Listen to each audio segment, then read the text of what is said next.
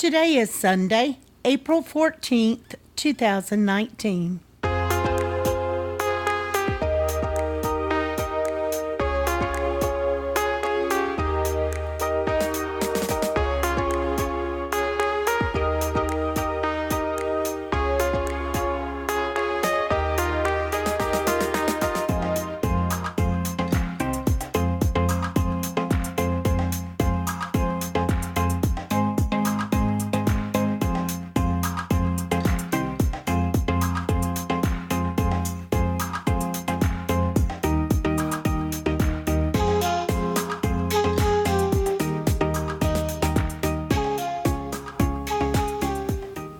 Welcome to the Survivor Fans Podcast. I'm Joanne.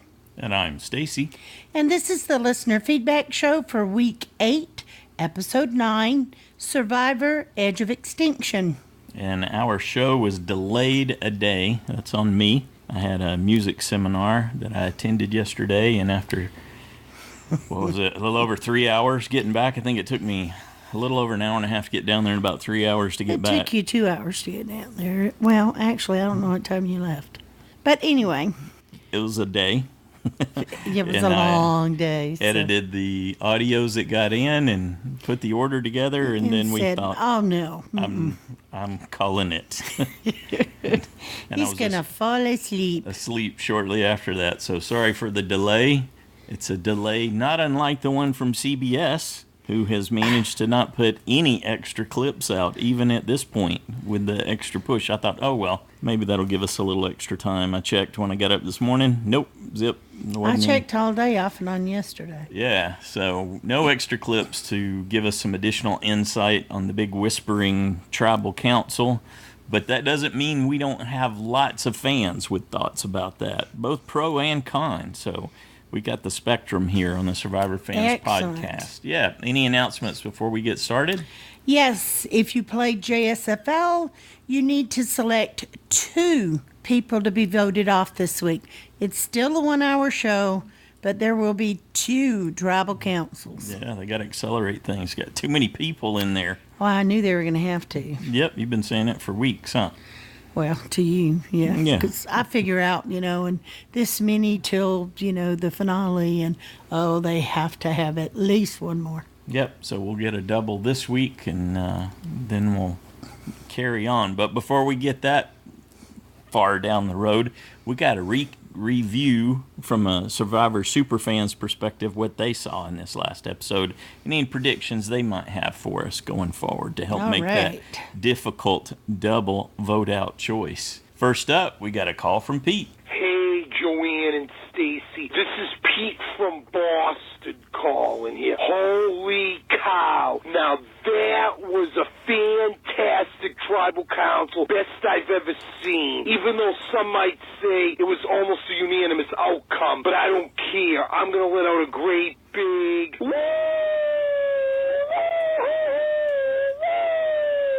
Oh my goodness. I never would have thought it'd be Julia. And I can only hope but say, na na na na, na na na na, hey, hey, hey, goodbye. Wow. If only we had 2-hour episodes. This was only an hour episode, I know. I know, Stacy, you always say they should be more than that, and I agree. I'm going to tweet something to Probst to Mark Burnett about that, because this is what I love. We got to hear a lot of strategy talk. The vote was changing 90 miles a minute. You were hearing David. You were hearing Wentworth. You were hearing Ron. Julie wasn't all with it. Aurora, you were hearing with War Dog. Then, of course, it ended up being Julia, which was crazy. I don't even know what to say. I mean, you could say, Rick Devens might have initiated it at Tribal. Aurora opened up her big, crazy mouth. Aurora is starting to turn into one crazy woman, even though we don't see much of her. But now we've seen a lot of her these past few episodes, especially at Tribal. And again, Wentworth and Lauren did not need their idols. And really, David and Devens didn't have to play theirs either, as the only vote for David was from Aurora, and then the one vote for Kelly, which ended up being Julia, and everyone else, including Gavin and Victoria, Ron, they all ended up voting for Julia, except for Aurora, which is crazy. Aurora's in Disneyland right now. This actually might have helped Devins a little bit, in my opinion, because he's back with David, but I don't know if anyone's going to trust him, though. I don't know where everyone stands now. I think Ron Clark got lucky this episode that it was all over the place. Julie was she was pulling her Holly on me there, which was driving me crazy with the emotional, I hate these people that are emotional. Well, at least she's not crazy like Shambo was. I like Julie, but I can't stand the crying, but we know how tough it is, and I know she's not quitting, as aren't the people on Extinction Island there. And you notice we didn't have a reward challenge there either. Awesome on Chris to get that big, a big stingray there. I guess that was the reward for the Extinction folks.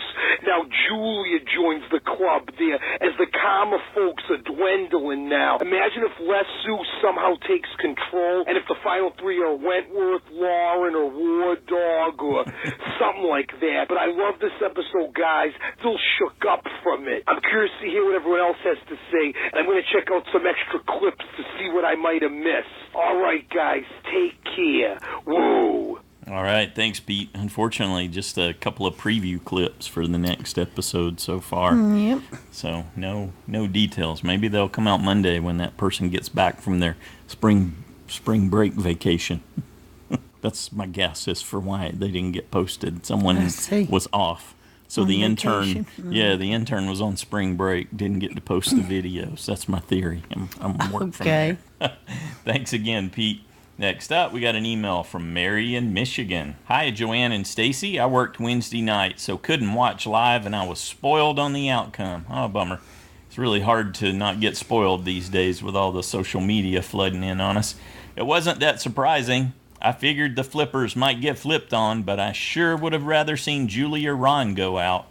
I'm no War Dog fan, but I'd certainly have to say he has leapfrogged over the Kama folks for me. So the big story is the tribal council. Man, was Gavin lucky he won immunity. I'm sure they would have seen him as a bigger threat than Julia. That's a good point. I didn't spend much time thinking about that, but I think that's probably spot on.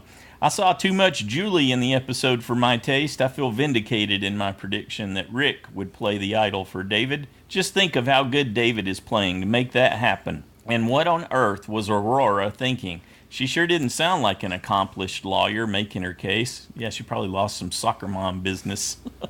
Although I saw someone tweeted a picture of her wearing a shirt that said, "I love soccer moms," because she's probably very sensitive to that sector of her business, being a divorce lawyer.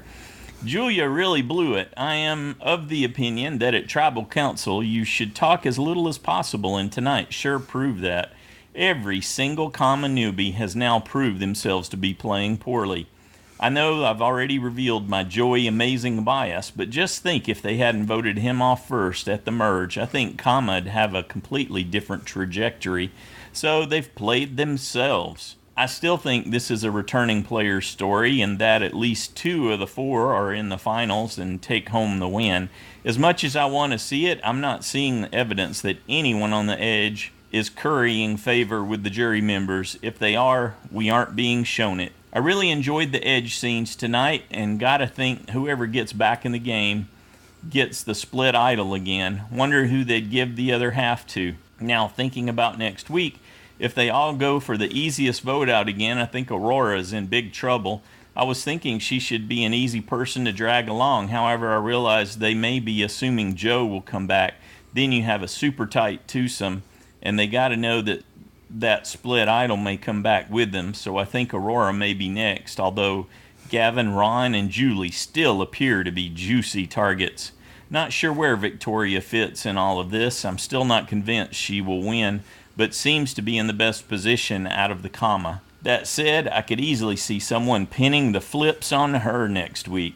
Lauren showed that she knows what's up when she was saying Ron should go. I'd be happy to see her go deep. I think this game is really showing who has real relationships. Victoria, Julie, Julia, and Gavin haven't made any real ones due to the lack of being trustworthy, which is why they are flipping and flopping and inevitably in trouble. The real relationships you see are Kelly and Lauren, with War Dog as a third, David and Rick and Joe, Aubrey and Aurora. Coincidence that a returning player is smack dab in the middle of each of those? I don't think so.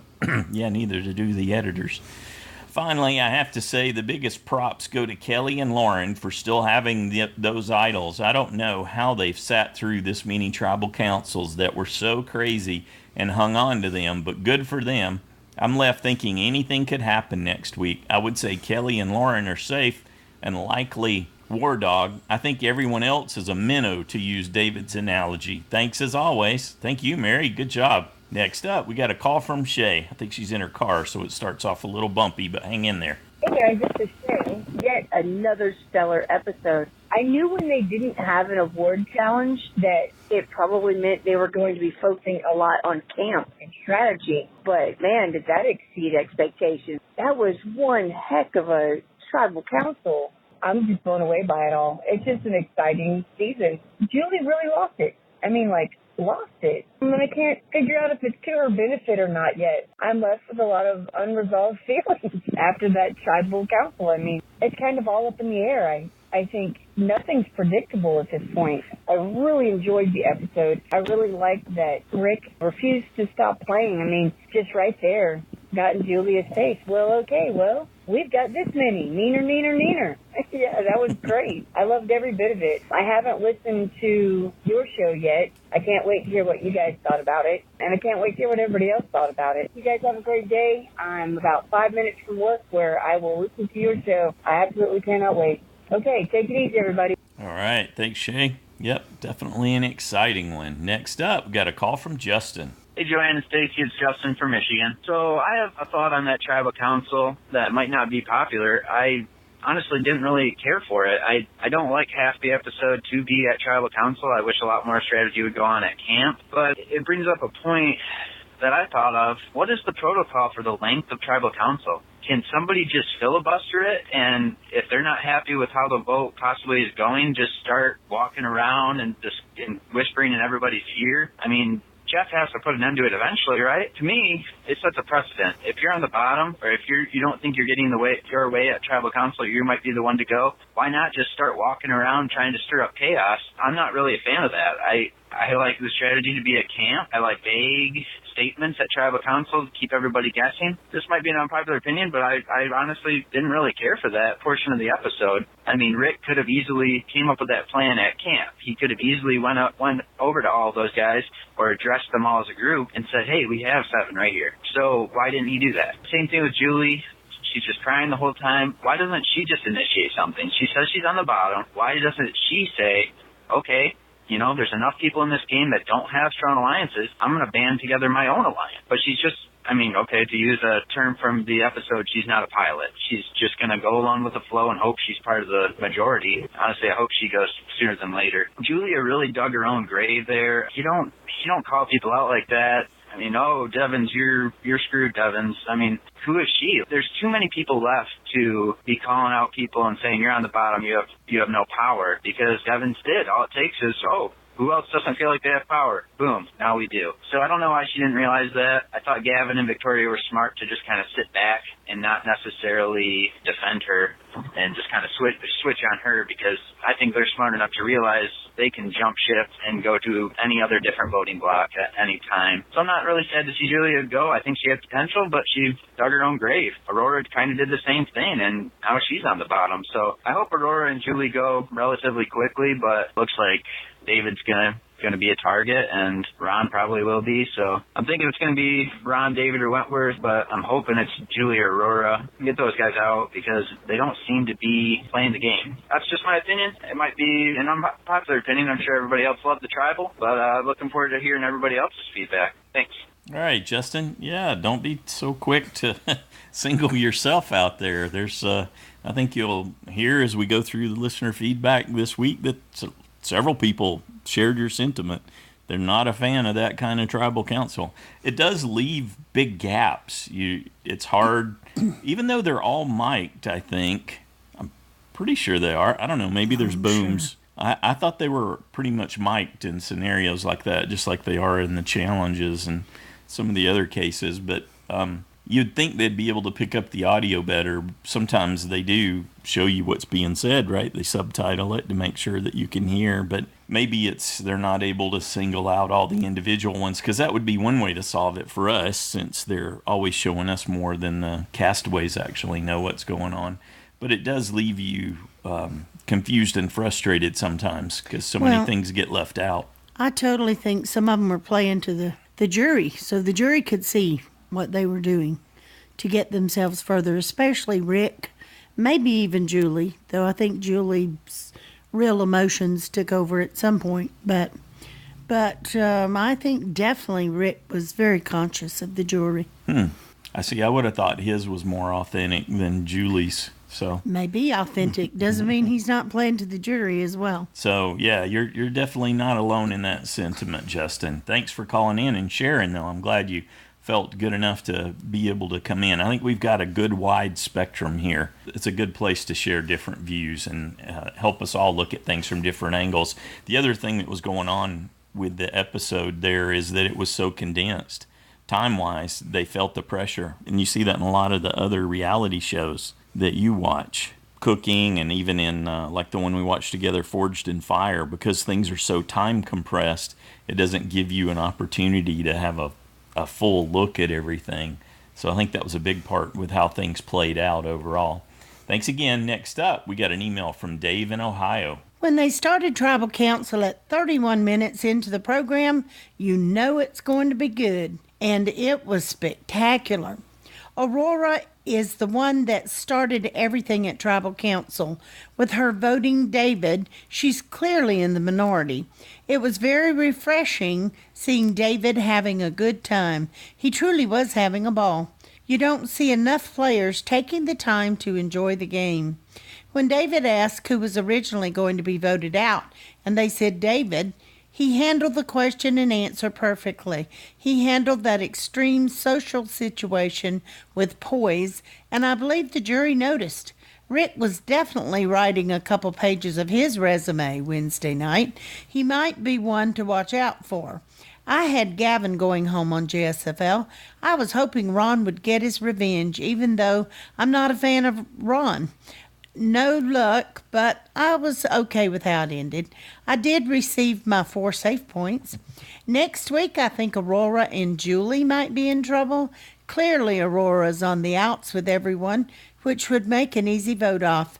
Julie is flip-flopping too much and is too emotional. It's just too much of a risk to count on Julie for her vote. That's my 2 cents. Till next time. All right, thanks, Dave. Up next, we have a voice clip from Sophie. Hi, Joan and Stacey. Hi, Survivor fans. Hope you're doing okay. I did leave a message last week. I tried emailing it, and only when I heard that I wasn't on the show, I found it in my outbox, like not sent. So I'm going to really make sure that my message is properly sent. Just last week I was going on about how I didn't think Chinese food was probably the best reward, because even though it's so flavorful, every time we all eat it, we're just starving afterwards. So I think that was like the majority of what I was talking about. And I think I was complaining also about the merge that they didn't show all the food eating, which I really love. So yeah, it was just packed about food. Did you like the episode this week, Layla? Yes, I didn't expect Julia to go home. No, but did she dig her own grave? Yes.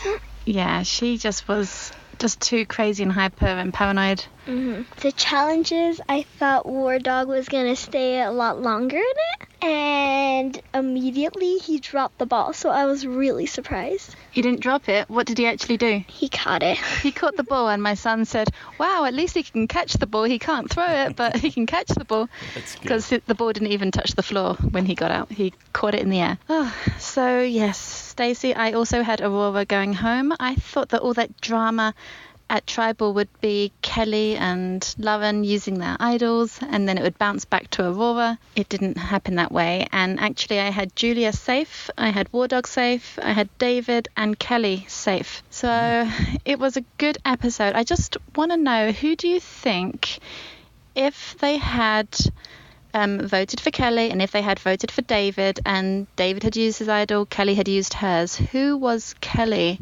Or, who else would have been gone then? Who were they going to try to get out this week? There was so much commotion, I wasn't sure.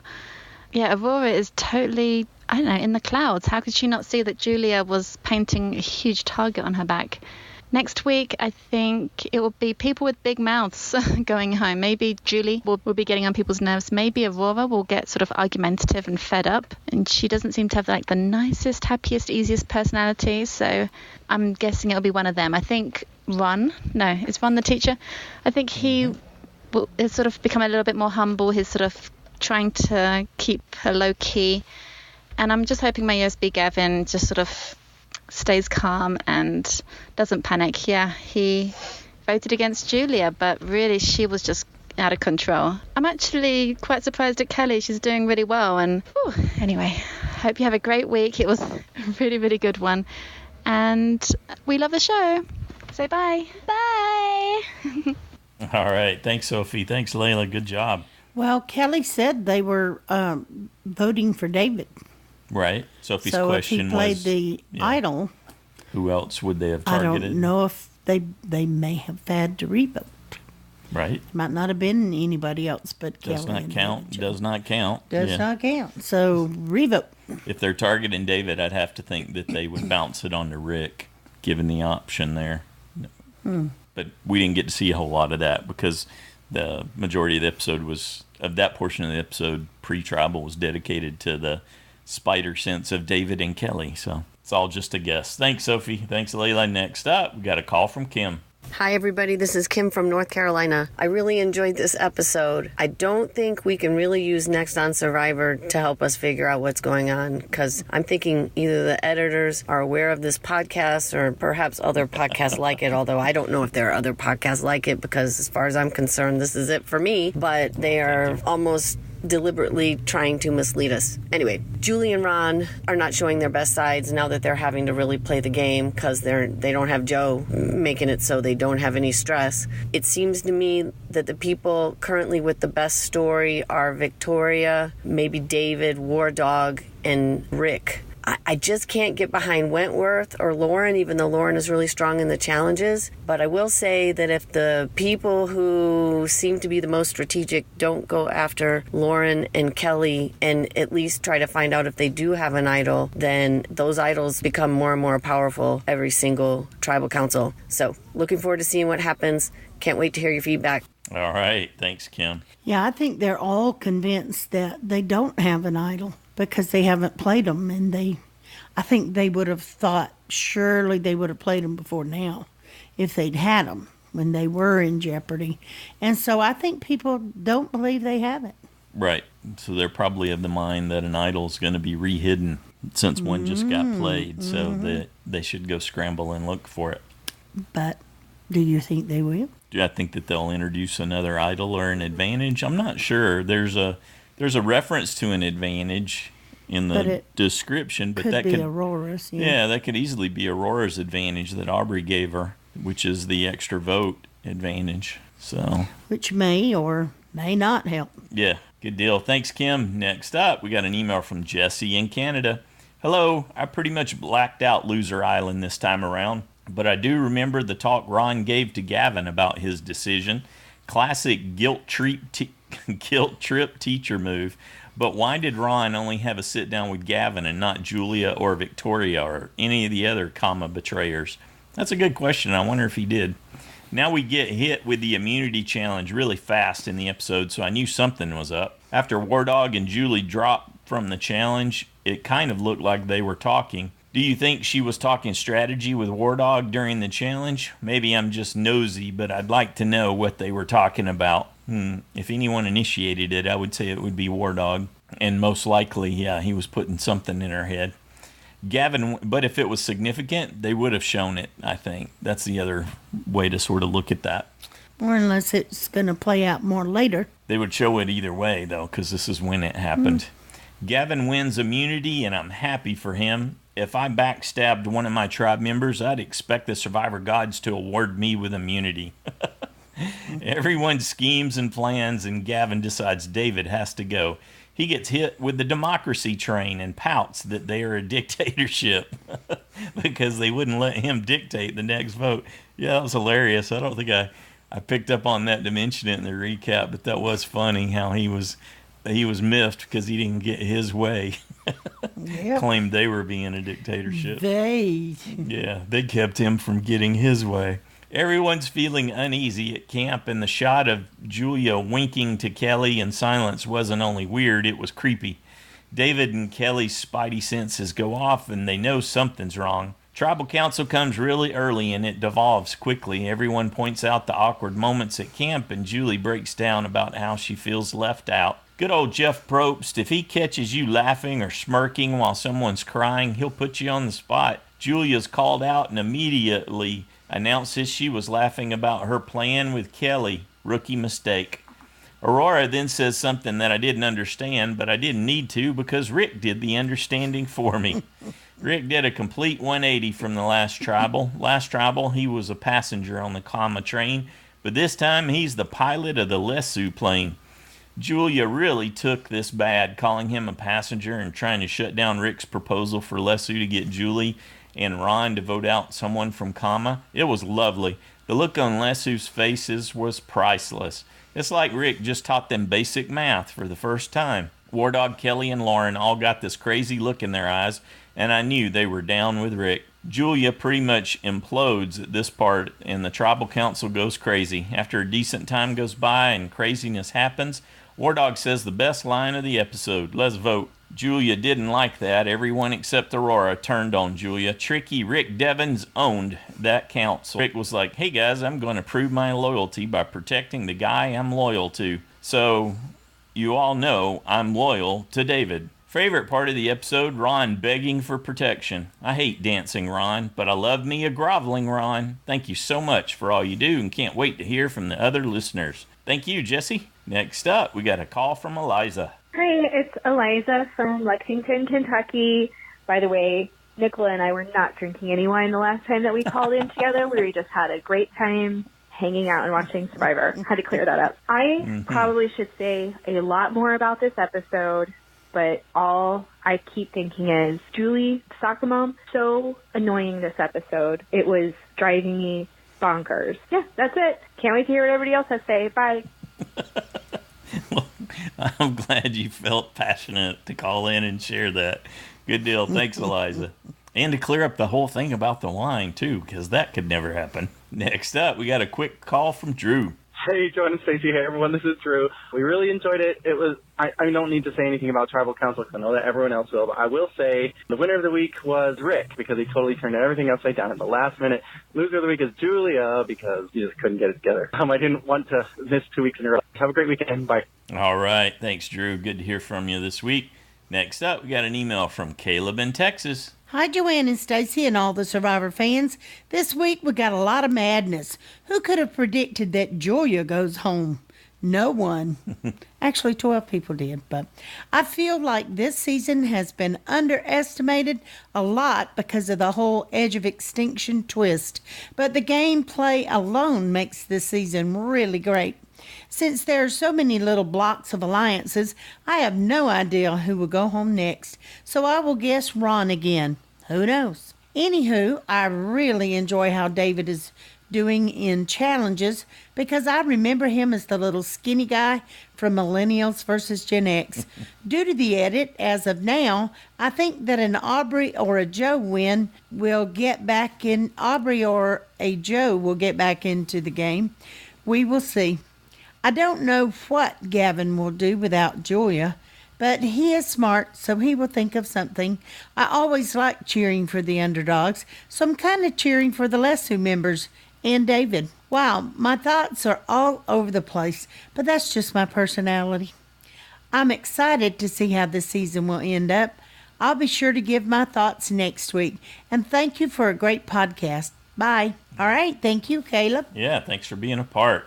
Next up, got a call from Jeremiah. Hello, Joanne and Stacy. Hello, my Survivor friends. This is Jeremiah Panhorst here. I'm sure everyone is going to be talking about that wild tribal council.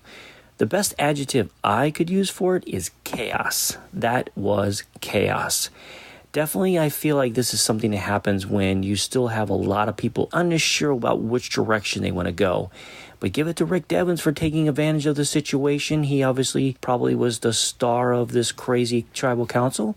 And Julie, of course, being the negative, the bad side of this tribal council. I think once she slipped up there with what she said to Kelly, and then it just spiraled into madness from there out.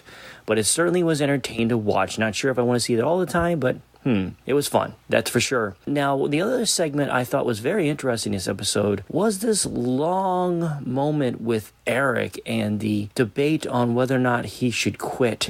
After you guys had a chance to think about it, what do you guys think? Because I could go a lot of different directions with this because it did seem longer than it should have been. So I don't know if they're trying to tell us that he does quit, because I can't imagine it meaning that he doesn't quit and wins, because we didn't see hardly anything from Eric all season long, so I can't imagine him being our winner. So I'm don't know what, maybe he does eventually quit, or it's just the editors trying to fool us. That's probably what's really going on here. Now, the main thing that's been on my mind that I want to question you guys about is, whose narrative are we supposed to be really caring about? Who is the story supposed to be about? Because I've been really going back and forth. We have a lot of players that it could be about. I look at maybe Ron and Julie. I look at David and Rick. I look at Kelly and War Dog.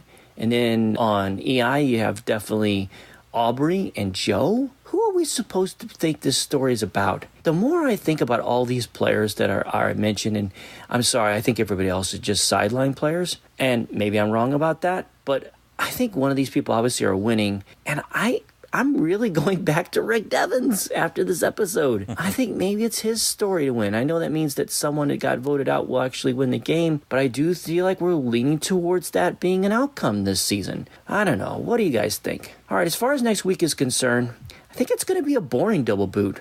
Maybe Ahura and Gavin, maybe something like that. That's what I'm leaning towards at the moment, but we'll see what happens.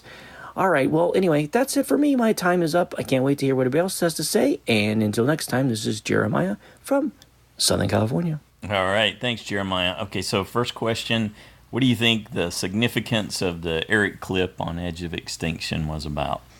I'll give my thoughts, and then you chime in. So I think they've blocked a certain amount of time for Edge of Extinction, and that's what, because that was an emotional moment, that's what they chose to show along with the Stingray moment, because that was someone being a provider, which is a great Survivor theme. What are your thoughts on it? You think it's significant in the greater scheme? I think Jeremiah was focused on Eric not winning because he is still your USB 20.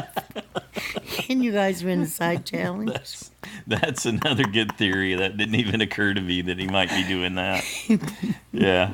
So mine was purely functional. Yours was purely funny. Yeah. And then what do you think about the greater story? Do you think there's any... Are you seeing any... You got to look at Rick. I mean, come on. I'm going to go with... He does shine a little bit. Every once in a while, yeah. He's on a roller coaster, though. This isn't a big celebration of him. So this is just the most recent one. Could be about David, too. Yeah, which that goes to the broader theme that Dalton Ross was talking about I think it was a couple of recaps back, where he was saying you don't get a confessional that doesn't have something either from or something to do with the returnee. It's been so focused on returnees that I'm saying that it's got to be from that group. So that's why I'm discounting the Rick thing a little bit, because he's there in support of David effectively. So it's the broader sort of full look at it across the season up to this point is returnee. And that's even when it was a newbie talking, they were talking about their reaction to returnees. So that's not an original analysis. That's something that I read Dalton say, and I thought, whoa, yeah, I think you're right. In the bigger scheme of things, that it does seem to be the palette they're painting everything from. So not a fan of that. That just seems to be what's going on here, to answer Jeremiah's question. Well, even with Kelly and Lauren having nerves of steel at those tribal councils and not playing the idol, I think that's phenomenal. Mm-hmm. I'm sure I would have played it on several different ones. Do you think Lauren's basically going off of whatever Kelly I think she believes coming Kelly, up with? they're going to get Kelly first, and she's not playing hers until after Kelly's gone. Mm-hmm. Unless she gets some bigger sense of it. Exactly. She seems to be pragmatic. She's not. Yeah. She's not an airhead or anything. But I don't No, I see think her. she's looking for signs. I don't see her being sort of a high functioning castaway either, though. Yeah, I don't. Her story's I don't more know. about, hey, she's such a warrior, she'll pass out before quitting a challenge. She is a warrior. Than it is a winner kind of story. Mhm, I don't I really agree. see that for her. All right, thank you, Jeremiah. Prompted some good questions and some thoughts there. Next up, we got a call from Slappy. Hello, Joanne and Stacy. This is Slappy McGee calling you from Keene, New Hampshire. Nice trash talking there, Stacy. It was pretty good. It made me chuckle. Easy to trash talk, I think, because my picks have been trash, so I've earned it, but it made me laugh. And don't worry, I'm going to be laughing all the way to punishment heaven because I think I'm going to be giving out the punishments because I think Mr. Rick Devens is going to be the ultimate survivor, and I still got him as my USB, and I think that's going to catapult me into victory. That's my hope. That's my only hope. Rick Devens, you're my only hope. Love the episode. That was a really great fun tribal council. It was just mayhem. I was kind of wondering, Jeff he could have controlled it, I guess, but he just kind of wanted to let it go, and I guess it was to our benefit. It was pretty interesting. And still, Kelly, man, nerves of steel, like you guys are saying. She didn't play that thing again. And I'm telling you, Wentworth, she's the only one I'm worried about as far as taking Rick Devens and my Survivor Fantasy dreams and shattering them upon the floor. She's the only one I think can topple Mr. Rick Devens at this point. Julia getting voting out was a surprise. I think I may even had her stay if I forget. I know I voted out. I said Julie was going to go, and she should have. She was so whiny and crying, and it was all about her, and just so overly dramatic. I mean, come on, settle down. Speaking of playing to the camera there, Aubrey and the jury were just, it was just painful to watch them overreact. I mean, it was shocking what they were doing, but it wasn't that shocking. Settle down, folks, settle down. And then Julia just acting like a petulant child. I mean, just telling people to shut up, and goodness gracious, what a terrible, I mean, that shows me, some people who are on the winning tribes all the time, and then all of a sudden they take a victory of not being in control, and then their true colors come out, and she was just being just childish and petulant. And she had less manners than our Mr. Jackson that makes his appearance on his podcast. So I think Jackson is better mannered and more well behaved than Miss Julia there. It was a good thing they got rid of her. And I was surprised that she actually took the torch because she knows she's not going to win. She knows she's not going to get back into it. I think there's a pressure for everyone to grab the torch and to go. I don't know. I feel like that's a little bit of it's a fake thing there. I think I would be surprised if anyone said no to it. Again, they quit afterwards. They raised a flag on it, but I think everyone's going to take the torch and go back, especially after getting their feelings hurt at a tribal council. I don't know how I feel about the Edge of Extinction. It's not much of an extinction. They're getting like fishing gear. They didn't win that, right? I don't know. I just feel like they've been voted off. They should be much tougher. I mean, they're just fighting boredom right now, and that just to me is like, well, that's not a big challenge. I don't care for it. All right, gotta let you go. Take care. And Stacey, I'm coming for you, Mr. Banjo Recital. Coming for you. And so keep those barbs coming at me because it's going to be my turn once Mr. Rick Devens steps on your birthday cake. All right, take care. Love you. Rick's going to circle the bowl with David. And you made that's a your future. Princess Leia reference. He did. He said, Rick Devens, you're my only hope. So I said, Princess Slappy. Yep. All right, thanks, Slappy. Next up, we got an email from Barbara in Long Island. Best line of the episode is Julia saying, "Shut up, War Dog." Speaking of War Dog, did anyone else notice how he snapped up his ball when he went out of the immunity challenge? Yeah, I think we heard that. He caught it like a boss. This boy's been throwing every challenge since day one. That's an interesting theory you got there, Barbara. All right, thanks, Joanne and Stacy, and all the ships at sea. So you think that's the case? You think War Dog's throwing the challenges? No, I don't think so. I think I think War Dog, anyone who calls themselves the War Dog, if they could perform better, they would. Yeah, that's my theory. But I like that. I like that angle. I like where she's going with that. That would be interesting and fun if that indeed turns out to be the case. I would not be surprised for him to posit that as his own response at some point. Next up, we got a call from Parker. Hey, it's Parker from Indiana, and oh my goodness, that was insane. The rest of the episode, it was fine. That tribal council was nuts. Oh my gosh, Common self-destructed. Julie lost her mind. I'm so glad that the Common people got called out that tribal. That was great, man. That was amazing. Is it one of the best tribal councils of all time? I think it's too early to tell. I'm going to have to go back and watch a couple tribal councils, see where it stacks up. There were so many just great moments in that whole long tribal council. David tapping Wentworth's shoulder and then saying, "Hi, remember me?" That made me laugh. His analogy. Julia, honestly, out of everybody, I didn't really want her to go home, but I would prefer Julie or Ron going home, or Aurora. It was kind of sad for Julia to get voted off, but that's what you get for calling Rick Devens a passenger. Rick Devens is one of the main players. I don't know what you're talking about. Rick Devens is playing hard. And I'm here for it. And then Rick and David, that alliance is back, and I'm here for that too. I was playing both this week. I had all the lesser people safe. I was like, hopefully none of them go. They have big targets on their back. And I went with Ron as a vote off. Unfortunately, that did not happen. I wonder, is anybody actually not gonna go to the edge of extinction? Are they just gonna be like, you know what, why don't I just go to Ponderosa? And then when they get there, they find out, nope, you're not gonna be on the jury. If you tap out, no jury DVD for you. You get to stay with Keith and Wendy at Ponderosa. Oh, the plain awkwardness of just everybody sitting there in silence.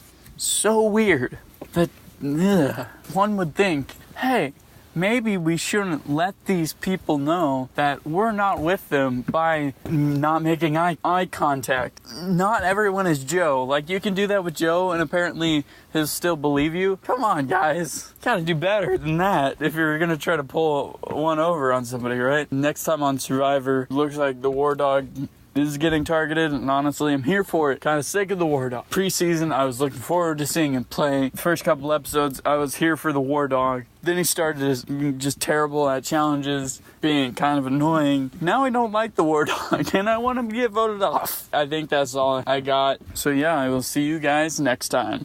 All right. Thanks, Parker. Good job, buddy. Next up, we got an email from Jack in California. Wow, this was a quick and crazy episode, and I loved it.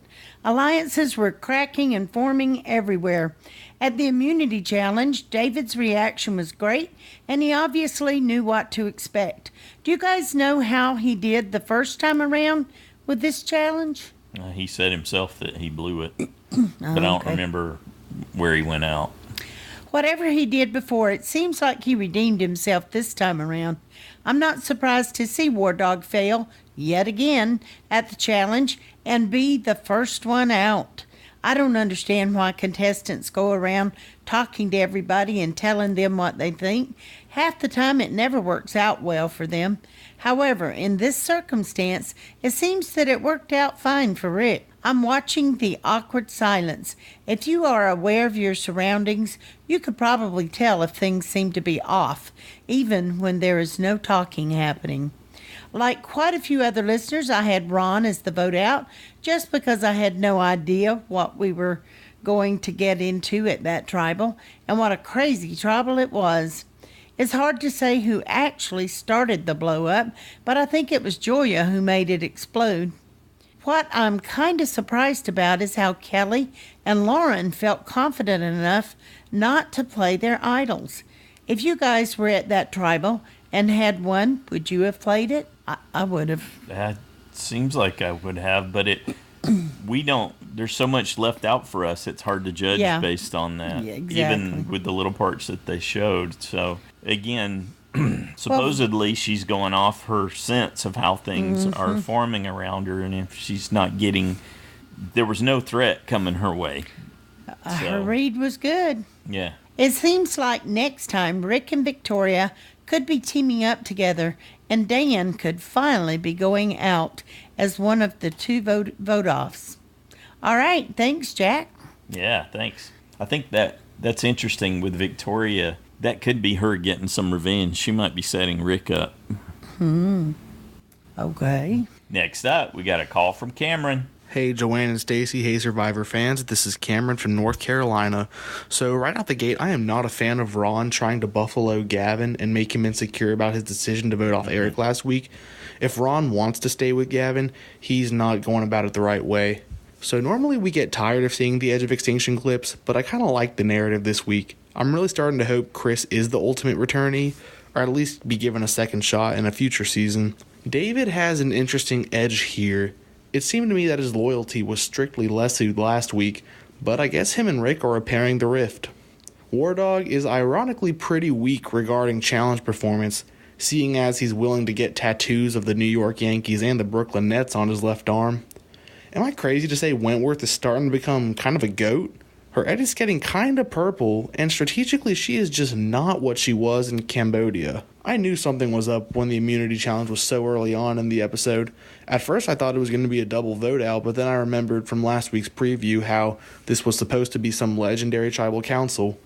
I like the interactions the editors decided to show to prove the emotional distance that had started to develop between Kama and Lesu again, and how David and Kelly proved that experience in the game really did help their senses for detecting when people are genuine or lying. Julie, she is just too emotional. She's starting to get as bad as Gabby last season with the tears, but then she loses her mind, and now at this point in the episode, I was absolutely lost. Seemed to me at that point that JSFL is about to be based just on luck, and I guess it kind of was. I said Ron would go this week, but at that point, I was just hoping I wouldn't be losing any of my safe points, and thankfully I did not say Julia was safe this week. I actually made the exact same picks as you, Joanne, except I had Kelly as safe instead of Rick. Toward the end of the episode, I started realizing Kelly is just not playing a great game. I'm very curious as to why at Tribal Council she gravitated with Julia, Gavin, and Aurora, still as opposed to her loyalty to War Dog and Lauren with the rest. Rick had a pretty impressive turnaround this episode, but once again, the season is becoming absolute chaos. Who knows if he will last another Tribal Council, which leads into next time on Survivor, just more chaos. A new alliance between the War Dog trio, Ron, Julie, and now Gavin, it looks like. This is starting to feel like Millennials versus Gen X with constantly shifting voting blocks. I guess David Wright's presence really just throws everything for a loop. I'm almost just at a loss for JSFL now. I feel like the only guaranteed save point I can acquire next week is Lauren. Even then, who knows? Maybe she becomes the big target next week. All right, everyone. Hope to hear some great feedback. Thank you so much, Joanne and Stacy. I'll see you next time. All right, Cameron. I agree that you could see ricochet targets for sure for some of the returnees. Yeah, I still think I'm going to run out of safe points before the season Could happen. is over. Yep, it could very easily happen, huh? What's the most you have on someone right now? 4. You already have 4s. Wow. I have 4 on Lauren, 3 on Kelly, Rick, and somebody else. I forget. David, maybe. Anyway. You're going to feel like you're forced into making risky choices to keep points off of Lauren. That's why I didn't put Kelly and Lauren safe again. Last week I was like, oh my gosh, I've already used Lauren 4 times. What if they make it to the end? Then I have no safe picks to use on. Nada. So I stopped really and went somewhere else. So the it's others not about I have, logic. It's the about others I have 2 point on, preservation now is your strategy. Yeah. Good deal. Thanks, Cameron. Next up, we got a call from Sandy. Hello, Joanne and Stacy. Hello, Survivor friends. This is Sandy from Atlanta. Sorry, I'm outside throwing the ball with my dog. First off, yes, that was so cool. I loved it. And you just knew when they had the immunity challenge at, 8:05, that this was going to be good. Now, how did the production know that this was going to be a really great tribal council and they did not need a reward? I don't know. They must have a crystal ball. Julie has lost her mind. She is Mom on vacation, gone down the holly hole. Yes, Jeff Probst, that have seen all 38 seasons understand it. And really, that's why we hate people that are model wannabes being on Survivor. By the way, Joe practiced those hairstyles at home, just like Audrey practiced those facial expressions at home. Just saying. Okay, now when Julie deflected or went over to the other side, I would have gotten up, I would have given her my chair, I would have massaged her back, her feet, I would have promised her anything before Ron crooked his little finger and she went running back to him. No. You once she's convince her to stay. And I just, Warthog. Oh, he just drives me crazy. I hate know-it-alls. And he is so bad at the challenges. You are so right. Sending him to Exile Island, Exile Beach, or whatever it is, would just be awesome. But he and I would never get along. Now, Devin and I would love to take him to dinner and have a glass of wine, because that would just be fun. He is so funny. And I love how he and David just smiled the whole time. Oh, Gavin is married? He looks 14. How is that possible? Oh, I had no idea. I love the split idols. I love that concept. And I think they ought to actually bury them separately so that if you find one, you better hurry up and find the other. And then you got to figure out who has the other one. And then maybe it's somebody you want to work with, maybe it's not. After this tribal council, do you think that it's going to be every man for himself? There's going to be no real alliances? I'm just curious. I just thought it was a great, great show. All right, there's my 3 minutes. I will talk to you guys soon. Bye. All right, thanks, Sandy. I guess Sandy missed the part about Gavin moving his marriage up. Mm-hmm. And getting married 2 days before he went out there. He was supposed to get married while he was out there, so they had to rearrange their marriage. The opportunity affected the wedding. Yep. I don't even know how they did that, but they did, and he went when he was quick trip supposed to City to be Hall on and his it was honeymoon. Done. So. Yeah. Yep. Good deal. Thanks, Sandy. Next up, we got an email from Josh the Plush Moose from Massachusetts. Dear Joanna and Stacy, the deceptive editing continues. David and Rick were firmly on the same page. Ron wasn't on the outs, and most of what we saw before Tribal didn't matter. I'm getting a little tired of being swerved until Jeff reads the votes. Remind me again, why am I paying close attention to the rest of the episode? These are all good points. Wait, fodder for bad dad jokes and feedback. Okay, rant over, I'm good. All right, so you got back on track. My other observations. The way Ron talked to Gavin after the previous tribal, I thought he had given him detention. Dan has trouble maintaining his equilibrium during challenges. Who knew that War Dog was unbalanced? Stacy, I had the same Wonder Twins thought during the episode. Welcome to the dark side. All right. Eric shouldn't be surprised. There's no speed slower than Extinct. Extinct, Joe, reminds me of mildewed Louis the Lilac from the 60s Batman show. And I don't remember that reference at all. Mildewed Louis the Lilac. Okay, I love that Batman show, though. I've read that post-merge Extinction quitters will still be on the jury. If that's true, I think there'll be several quitters once the Extinct find out. Rick wants to be a pilot. Will he be Sully, or will he fly into the side of the mountain? Oh, good question. If he gets emotional again, I think it may be mountain time. David is seen as a challenge threat. He definitely is, compared to War Dog and Ron. It's true. It's all relative, isn't it? Victoria scraping the pot sounded like Amazon's Mateo sharpening the machete. Not sure if anyone noticed, but Julie wants to jump ship.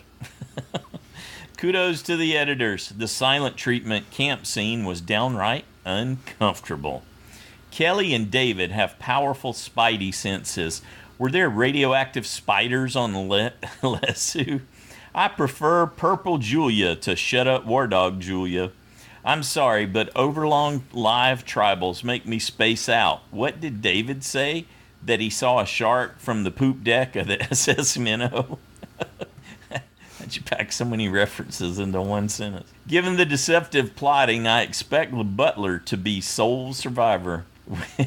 When Julia told her tribe mates to take care of each other, she meant in the mafia sense. Oh, okay, got it. Now that's everything's clear There now. you. Yeah, so it wasn't unauthentic. It was genuine. Live tribal, worst cocktail party ever, or trading floor of the stock exchange. Next time, 2 tribal councils and an advantage. What empire forms and which monarch gets toppled? Anyway, that's it from me for now. Thanks, Joanne and Stacy, for all you do. I can't wait to hear what the other fans have to say.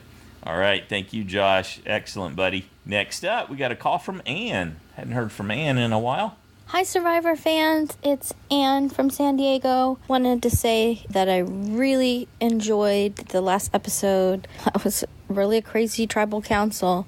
And I just when I thought, okay, they're finally figured it out, then it just kept going and going and going. Definitely kept it interesting, although I do sometimes want to know what they're whispering that is convincing people at the last minute. Normally I'd be excited that one of the Julies or Julias was voted out, but she's still going to be on Extinction Island, so now I'm still going to be confused between who is Julie and who is Julia. I still feel like there's a lot of people that I haven't got to know yet, and I don't recognize them, which seems kind of late for that. Maybe that's just because of the format this season. Yep. I am really enjoying it. David is my USB. I decided to hang on to him, and so far so good. Crossing my fingers there. That's all I got. I love hearing from everybody. Thanks, Joanne and Stacy. Bye. All right, so good to hear you again, Ann. Thanks. Next up, we got a call from David. Hey, Joanne and Stacy, it's David in Pittsburgh, and I'm trying to complete this recording. I've been interrupted so many times and had to start over. Dogs barking, people coming to the house. Anyway, if I speak fast enough, maybe I'll be done before something else happens. I still can't get my head wrapped around the tribal council. It was so chaotic and confusing. I felt that last week, Victoria, Julia, Gavin, I think Aurora was with them then too, really misplayed their vote by getting rid of one of their own, Eric. And last night was even worse. I think that the biggest problem here is we're having the younger players versus the older players. Gavin talking about Eric keeping him behind the curtain, Aurora calling Julie the soccer mom, and Julia telling War Dog to shut up and putting Rick in his place. So I think that they really misused their power. I can understand why Ron and Julie reacted the way they did. His tears and her paranoia were certainly justifiable. No one ever pulled them back into the group, never explained why they did what they did, and kind of left them hanging. So actually, it's kind of interesting to see Julie jump ship. I am fascinated by Aurora. Ever since Lauren fell and Aurora just sort of talked through it and seemed not at all concerned about somebody else's injury, I've been watching her, and there's something robotic about her. She really doesn't relate well to anyone. And, of course, after Joe left, she's really been a free agent out there. But she just doesn't seem to know how to connect. And Julia mugging and making the hand gestures to Kelly, yeah, I've got your back, girl. Well, did she? So what I want to know is, when they were going into tribal council, were they going to vote out Kelly and had Kelly thinking that it was going to be David? Because she told David that's the plan. How it happened that they all turned on Julia, I don't quite know, because I really thought it was going to be Aurora. So here's where Extinction Island is causing problems. We're not getting the players being interviewed at Ponderosa or, on podcasts afterwards. So I really don't know why people are voting the way they voted. Last week, I wondered if Kama would derail. Well, they did. And now I'm wondering if they'll ever get it back on track. Okay, I made it. It's not even 3 minutes, and nobody interrupted me this time. Talk to you guys next week. Bye. All right. Thank you for your perseverance, David. Good job. Next up, we got an email from James in Charleston. Hey guys, what in the world is going on with... There are a lot of holes that need filling and apparently not enough time to fill them. Last week we had a pretty good look at camp and the drama taking place. We had the puppet masters orchestrating their plan. We had the outcast probing for cracks. We had the scorned foolishly seizing the opportunity for revenge. And we had the puppets coming together to kill the masters. It was a pretty good piece of Survivor. This episode comes along and it's like we've switched to an alternate reality. There was a bunch of stories to tell and it just didn't get told. If they don't have enough time to tell the story of the tribes still in the game, I can think of a segment they could cut out. I get it that the nature of the tribal lent itself to not telling the full story, but there was plenty that could have been told. Also, if they are going to lay out the story like the great Korean game show Genius did, which is showing events unrelated to what actually happens in the end and giving us a big surprise at the end, they could at least show us everything that led to the surprise afterwards. Without that third part, it's kind of a lost story. I wish Edge of Extinction would go ahead and make the leap to full-on extinction. I would love for that particular part of the show be put somewhere else, like extra videos or an additional episode of its own. So here we are entering the down stretch, and I've got to say, I really don't know any of these survivors. When I wrote that, Paul's voice was in my head. Aurora was a completely different person at Tribal than in any of her other segments. Julia, well, maybe I'm the only one that didn't see her as the target of that vote. She did tell War Dog to shut up, but not much else. How did she get every vote except Aurora's? Ron was forlorn and downtrodden, then he was in control again? And all of these goods talking about people while they are right there without any repercussion. It's like they're showing them to us for the giggles, but then there's no substance. Are David and Kelly working together? Is War Dog a strategic genius who annoys people, or is he just lucky? And Rick is the biggest mystery of them all. I remember Rick being voted out as an equal member of the tribe where everyone loved each other, and it was a hard decision, and he left with no grudge. Then he comes back and he hates everyone because they voted him off. Then he blows up any chance at a relationship to be a jerk to the ones who voted him out, all the while refusing to even consider his closest ally and severing that relationship, only to be a type 2 again. What I do know is I'm enjoying the heck out of the season. Even if it feels disjointed and rushed in the edit, I haven't been watching the extra videos, so maybe that's where the gaps are filled. Can't wait to see how it turns out. Hoping it's not Ron or Rick winning it all. P.S. We almost switched our USB from Chris to Eric. I'm pretty sure that making no choice was the right one there, even if both are likely to be bad choices. All right, thanks, James. Up next, we have a voice clip from KimJ. Hey, Joanne and Stacey, it's KimJ from Nashville. Can I just say I am so glad I changed my USB from Julia to Victoria. Even if it gets me only one more week, at least I have that. A lot of people online this week were quite frustrated with the episode because they don't like the whispering at Tribal. They think that once people get at Tribal, they should sit there and they shouldn't be able to get up, and that Jeff has lost control. And I am interested to hear what some of the other superfans think, because I personally love live Tribals. Whispering doesn't bother me at all. I don't mind being blindsided. As a viewer, I like to see the blind side. Now, in this case, I actually was pretty confident going into the vote that it was going to be Julia. That seemed to be where the wind was blowing. So it wasn't that much of a surprise, but it was still cool because we had like a 25-30 minute tribal and it was a lot of fun. My other thought this week was, why just the 1 day turnaround in between tribal councils? I can't recall them ever doing that before at this point in the season, that is. Because I was thinking last season around the same time is the week that Alec went home after that long immunity challenge, and they actually had tribal the next day. So they had an entire day after the immunity challenge. So I don't know, it's just really crazy because you could imagine that if this had been a 2-day cycle or even a 3-day cycle, that the results would have been completely different. I imagine Edge of Extinction is the reason for the quick turnaround, but I also wonder if they won't do this again in the future because the results of it turned out to be so crazy and entertaining. This coming week, however, 2 vote-offs. Really? I have no idea. The Lesu 5 doesn't look like they're going to stick together yet again, but do they come together? I don't know. Is this finally the week they get rid of wanting the returning players? Honestly, I don't think so. The Kama people have completely lost control, and I think Ron probably goes home. Maybe Gavin.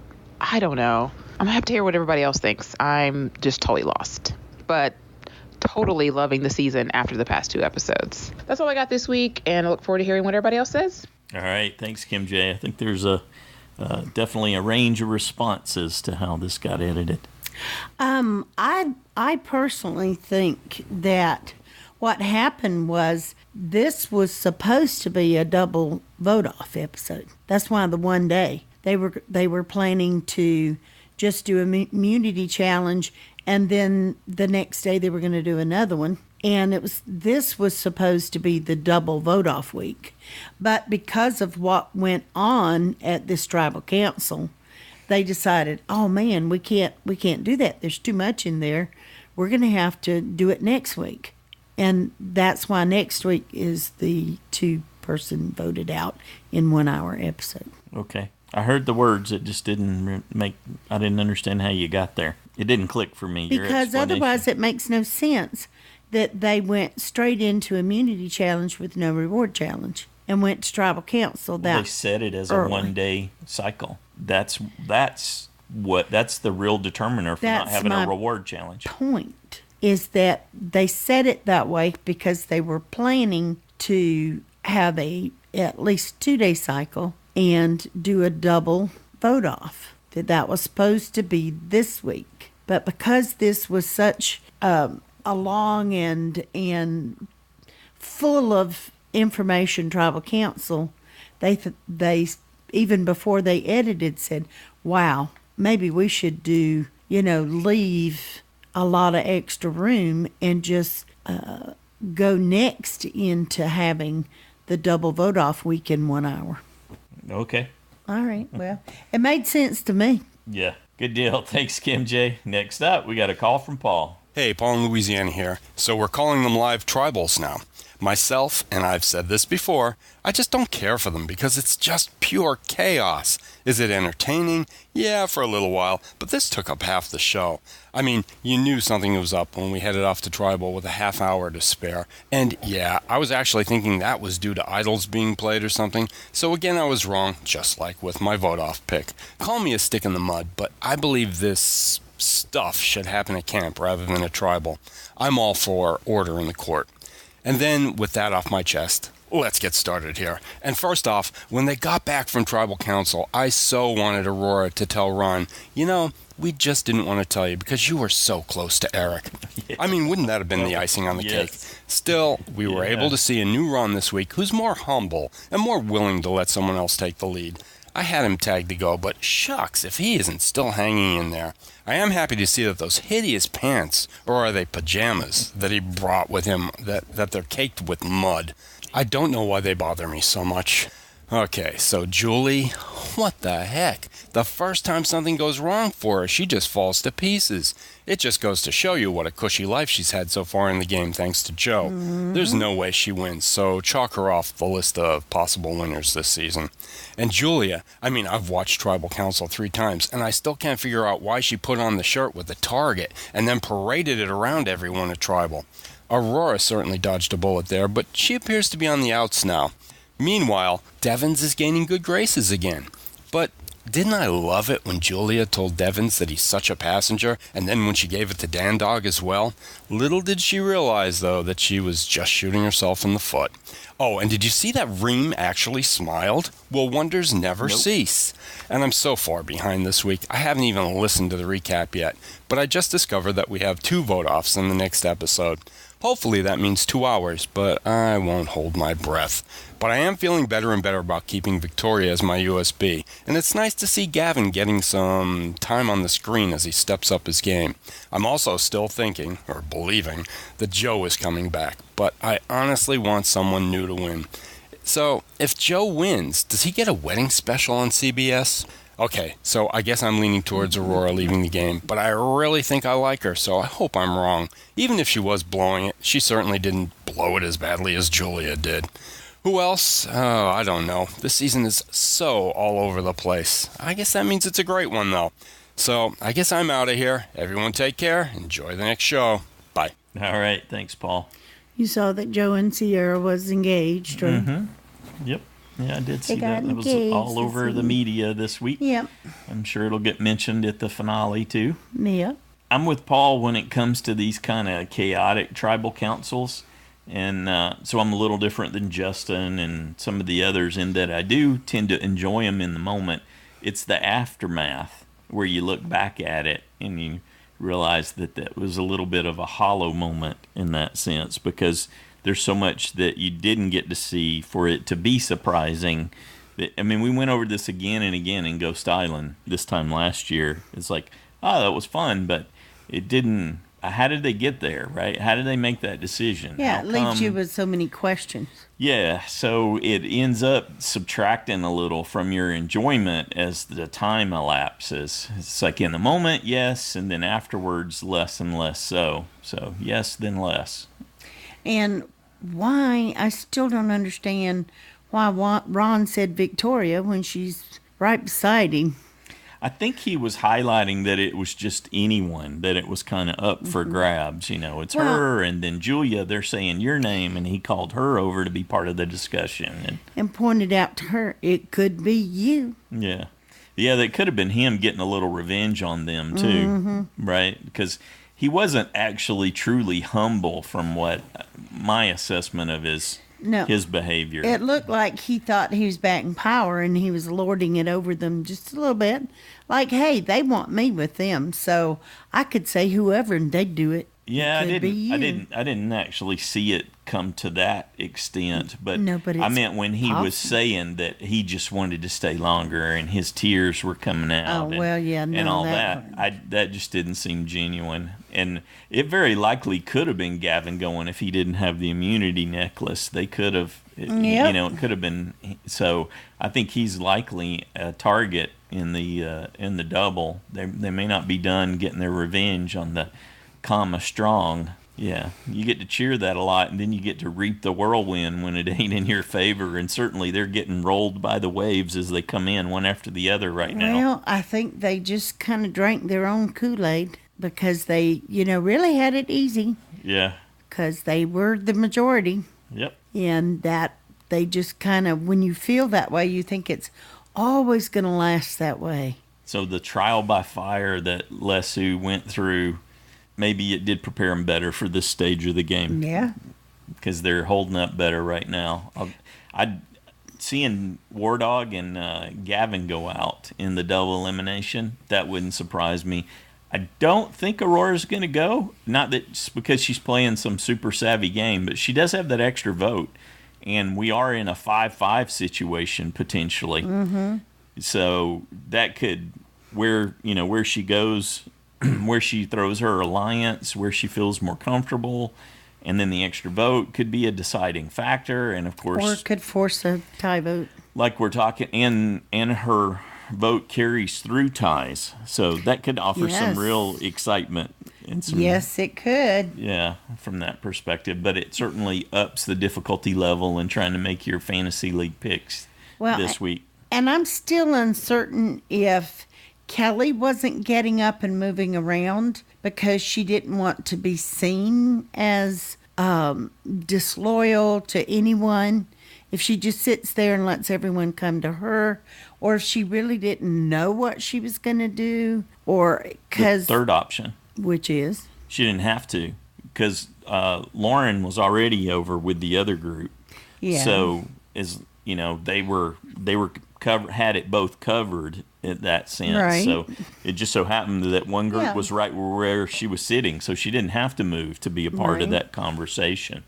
And it was other people moving around. Well, yeah, and it was changing. People were coming, going between the groups, and so the more hysterical ones. But I just wondered, is she confused, or she wasn't giving much away in her facial expressions, so maybe she just did a really good job of hiding what she was thinking. I think she was very upfront with her facial expressions in regard to Julie's comments, and that's what it landed Julie, on. sure. It landed on Julia, even though Wentworth was right there, step by step, making the faces and reacting and smiling. All the things that Julia got busted for, Wentworth was doing too, because they were reacting to Julie being so over the top and hyper dramatic about her plight.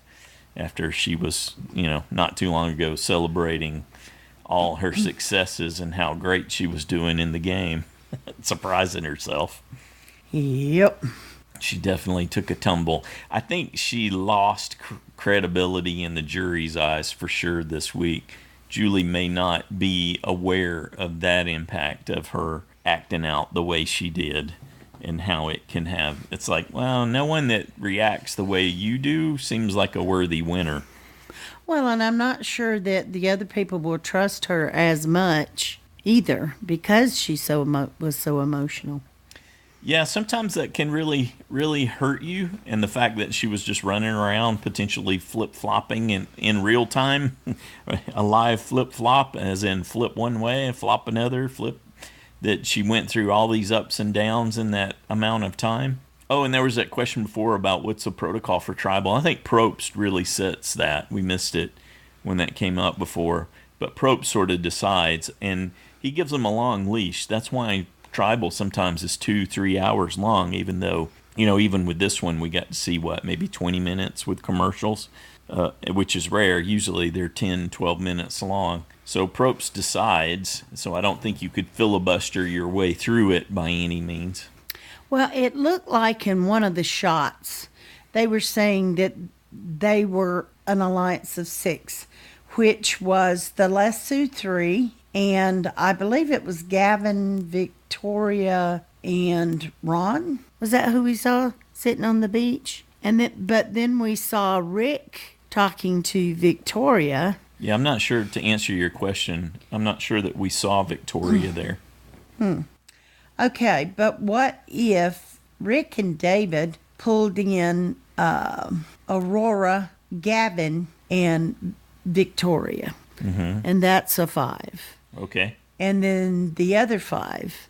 And then Aurora uses her extra vote. Then they have the numbers. Yeah, it's a clean cut at that point. Yeah. But she has to share that so that people don't think they're going She to rocks. would, yeah. Potentially. So I wouldn't be surprised, I guess. She lacks a certain skill in the context of the game, and by that I mean that she's been allying herself in the minority from the drop, which made me question her ability in the game just as much as, say, a Wendy in her ability to play to win. So I'm not really sure. I wouldn't want to bank anything on Aurora. So she's a big wild card who could throw things off. Yeah. But Aurora could go with Gavin and Victoria, but she might also feel betrayed because they voted against her in Julia's votes. And so she might align with David and Rick long term, do a final 3. So that would be the only reason I would think Rick and David would go with the 3 of. I guess the only person that we've been shown that had any kind of relationship with Aurora that's still in the game is Ron. So he seems like he might be able to make a viable attempt there. And Aurora wasn't able to sway Victoria in that challenge, so I'm not sure that Aurora and Victoria had that much respect for each other in the context of the game. That might keep them from working together, given the the little slices that we've seen. The thing about Victoria is she's going to be opportunistic, right? She's told us that from the drop, that she will do the thing that benefits her the most. And I believe she's Aurora going to be will. quickest to recognize that. Yeah, see, Aurora hasn't demonstrated that, but maybe she will at this point. We know she can be cutthroat, if for no other reason from what she has to do in her job every day. Mm-hmm. And so... There's definitely a coldness to Aurora. Yeah, so I think she could keep her eye on the prize, which is herself, and winning, just like the others can. So some are better at it. Just hadn't been than shown that to be the case. Right. She's worked against her own interest, actually, from the little bit that we've been shown. Maybe we'll see something new this week. Could be. And who are your choices for the double? Wow, I don't know. Who are they going to target then? If those 5 unite, like you said, with Aurora's extra vote. Well, you would think they would want to go after Kelly again, but I would probably, I don't know, maybe pick off Ron. I'd kind of want Ron out. Mm-hmm. I don't know that they're as concerned about Julia. But you mean Julie? Julie. But really, neither one of those two are a threat in challenges. Ron or Julie, you mean? Mm-hmm. Yeah, you're getting rid of Ron just to sort of spite him. Yeah, I think so. That would be. So I don't know. I may put Ron as one of them, but I don't know why they're not voting Rick out. I would think they would, hello, are you not watching this man? Mm-hmm. Why wouldn't you target him? And Gavin just won, so why not Rick and Gavin? Yeah, well, Gavin could win again. It depends on who wins the If the story's all about the immunity. returnees, and there's only 2 returnees left right now. Yeah. And one of them's got an idol to play. That's right. And one of them may find an idol. You never know. If something comes back this week, we have no idea. So, truthfully, I don't know, but Ron's right up there on my list. Ron and Rick, those are your 2 tops? Is that what you're saying? I don't want them to go after Rick. Uh-huh. So, but you I said probably they should. won't. They should. Kelly and War Dog, but I don't know if they will. But you can't have Kelly and Lauren safe, so, man, your picks are tricky. Oh, shut up. All right. Hey, we want to thank everybody who took the time to send in your thoughts this week. Fantastic work. Yep, it's crazy tribal. Some people liked it, some people didn't. That's the way it goes. You didn't say who you thought was going. My picks for who to go will be War Dog and David. All right. Okay, that's strange. Good job. Good job, everyone. A big thanks to Boston Mart for your donation. We appreciate that. Thank you, sir. That goes to our operational costs, and that will be a huge help. Very much appreciated. We also like to say thanks to Love and Peace for your review on iTunes. That's another great way to give back and support the podcast with sharing the word there. And if you play JSFL, don't forget to get your picks in on Wednesdays before the deadline at 7:30 Eastern, 4:30 Pacific. And remember that this week you need to select 2 people to be voted off. All right. Anything else? I believe that's it.